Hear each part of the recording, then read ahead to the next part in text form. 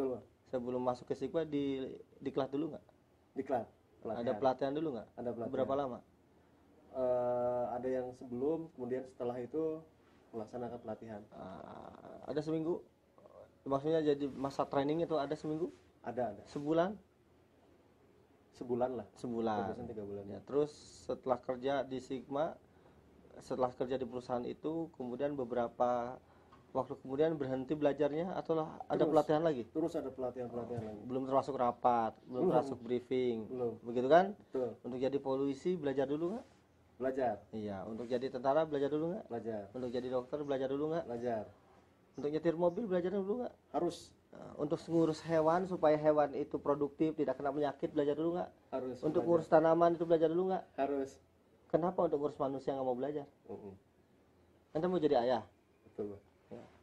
Kerja di perusahaan kita di training seminggu sebulan tadi bersedia. Tapi kenapa banyak orang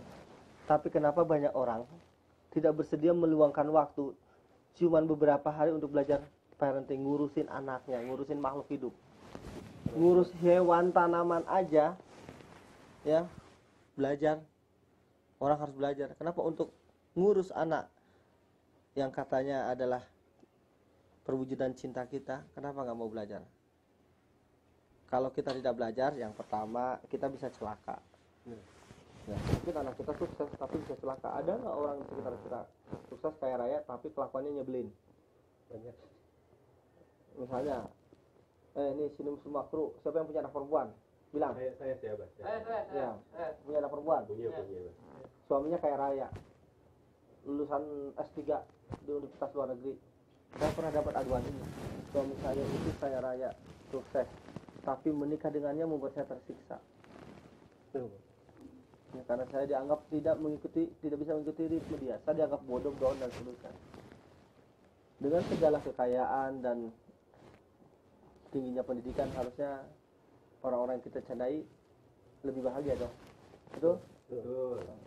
Mau nggak misalnya anak kita menikah dengan laki-laki yang kaya tapi suka mukul, mau nggak? Nggak mau. Hah? Nggak merasa, mau nggak? Sakit hati kita. Betul? Betul. Nah itu dia ya. Jadi gara-gara salah urus anak kita bisa celaka. Kalau anak kita mencelakai kita, orang tuanya konsekuensi. Bagaimana kalau kita salah urus anak kita mencelakai orang lain?